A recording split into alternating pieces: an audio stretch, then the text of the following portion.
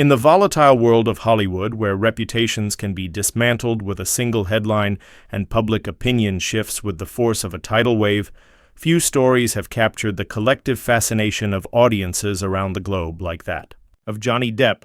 Once a revered icon known for his eccentric roles, compelling screen presence, and a unique blend of charm and intensity, Depp found himself thrust into the harsh glare of cancel culture, a cultural phenomenon in which celebrities are shunned and stripped of career opportunities due to controversial behavior or allegations. At the height of his career, the allegations levied against him by ex-wife Amber Heard nearly obliterated his standing in the entertainment industry. Yet against all odds, Johnny Depp has emerged from the ashes, not unscathed but resilient, reclaimed, and arguably more venerated than ever. The story of how he escaped cancellation is a complex tapestry woven with public sympathy, legal strategy, personal resilience, and the shifting cultural dynamics around truth, justice, and the power of narrative. Depp's fall from grace began when his once fairy tale romance with actress Amber Heard disintegrated into a public legal battle fraught with accusations of domestic abuse. In 2016, Heard filed for divorce and obtained a temporary restraining order, alleging Depp had been physically abusive during their relationship. The media pounced on the story with relentless vigor, painting Depp in increasingly dark shades. Major publications published stories that cast him as the archetypal abusive partner. In 2018, Heard wrote an op-ed for The Washington Post in which she identified herself as a survivor of domestic abuse. While she did not name Depp explicitly, the implication was widely understood. The fallout was immediate and devastating. For Depp, he was dropped from the Pirates of the Caribbean franchise, a role that had defined an era and established him as a global box office titan. Warner Brothers soon followed suit, asking him to step down from his role as Grindelwald in the Fantastic Beasts series after he lost a libel case against The Sun, a British tabloid that had labeled him a wife-beater. The initial wave of public opinion was largely unforgiving. Depp, once celebrated for his collaborations with visionary directors like Tim Burton and his transformative performances, was now considered radioactive. Studios distanced themselves, friends and allies grew silent, and the Hollywood press largely aligned with the narrative that Depp's time in the limelight had come to an ignominious end. For many, it seemed like the final chapter in a storied career. But while many celebrities in similar situations retreated into obscurity or attempted half-hearted apologies, Depp took a different route. He did not accept the accusations quietly. Instead, he decided to fight, not just legally but also in the court of public opinion. He sued Heard for defamation over the op-ed, asserting that her allegations were false and had irreparably damaged his reputation and career. It was a bold move that risked further scrutiny and humiliation, but for Depp, it was a necessary step toward reclaiming his truth. As the defamation trial unfolded in 2022, streamed live to millions across the globe, it became clear that the public was hungry, not just for scandal, but for understanding. For weeks, the world watched a deeply personal and at times shocking courtroom drama that included recordings, texts, testimonies from friends and professionals, and deeply emotional statements from both parties. But what began to emerge during this trial was a narrative that challenged the assumptions many had made in the wake of Heard's initial allegations. Depp's legal team methodically dismantled parts of Heard's claims, pointing to inconsistencies and a lack of physical evidence. Key witnesses contradicted her version of events, audio recordings in which Heard appeared to admit to hitting Depp and belittling him went viral and shifted the public perception dramatically. For the first time, a broader audience began to entertain the idea that Depp may not have been the sole perpetrator, but also a victim.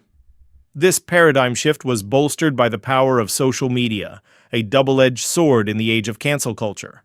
While it had initially amplified Heard's accusations, it now served as a battleground where Depp's supporters rallied.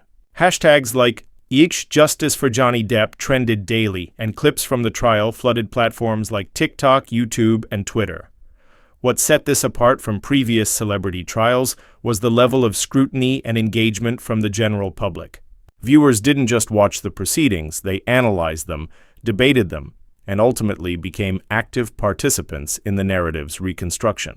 Depp's authenticity, his vulnerability on the stand, his stoic demeanor, and his consistent denials resonated with viewers. People connected not only with his legal defense but also with the emotional toll he described enduring over the years. Many saw in him a cautionary tale of how easily reputations can be destroyed without due process. The verdict delivered in June 2022 marked more than just a turning point in a defamation case. It became a cultural flashpoint in the broader discourse around cancel culture, reputation, and redemption. The jury's decision to side with Johnny Depp, awarding him $10 million in compensatory damages and $5 million in punitive damages, later reduced due to Virginia's statutory cap, sent shockwaves through the entertainment industry and beyond.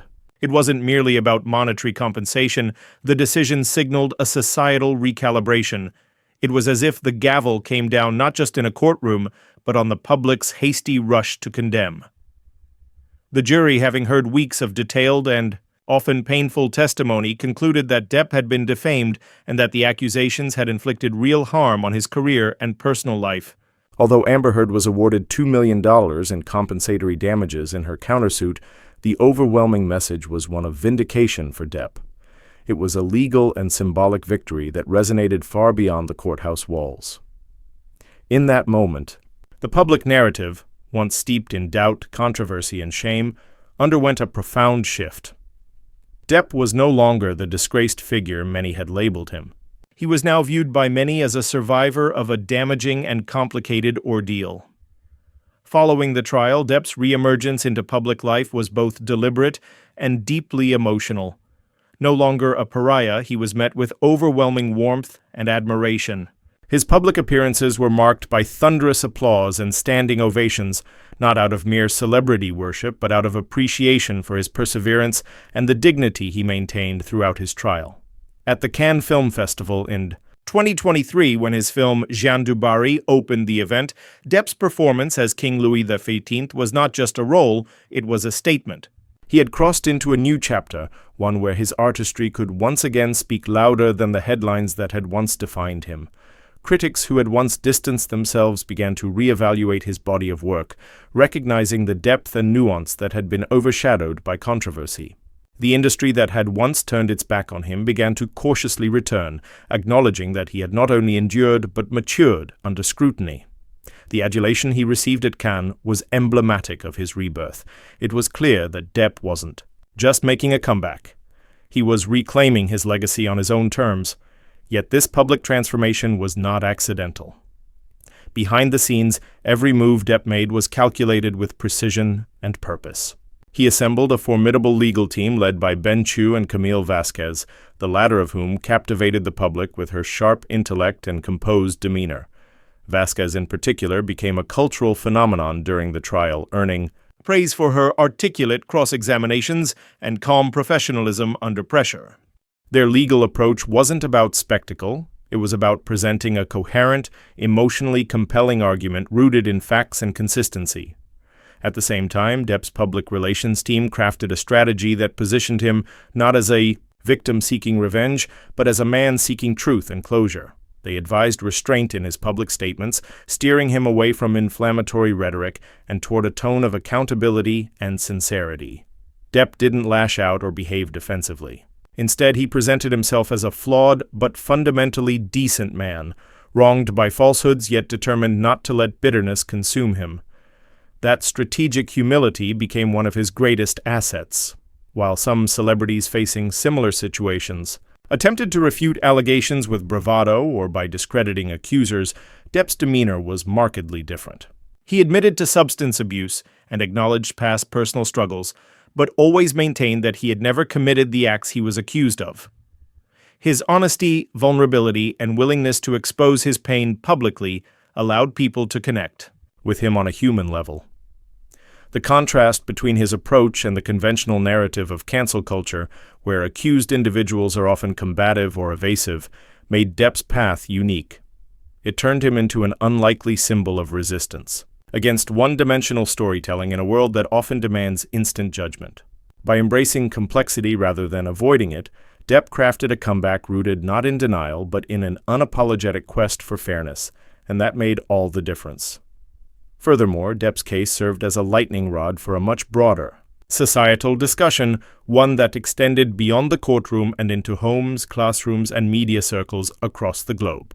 The trial's intensely public nature brought into sharp focus the often overlooked reality that domestic abuse can affect anyone, regardless of gender. For decades, the cultural script surrounding abuse had largely focused on female victims, and while that remains a critical and very real issue, Depp's story opened the door to conversations that had long been ignored or dismissed.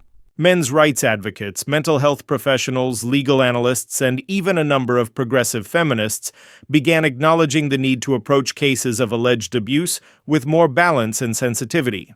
It wasn't about discrediting women's voices, it was about broadening the lens to acknowledge that toxic relationships can be mutually destructive and that victimhood is not gender-specific.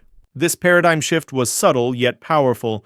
It invited a reassessment of media narratives, legal assumptions, and public biases.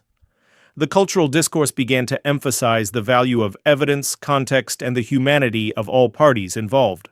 In doing so, it forged a path through which not only Depp but others in similar situations could seek justice without being prematurely condemned.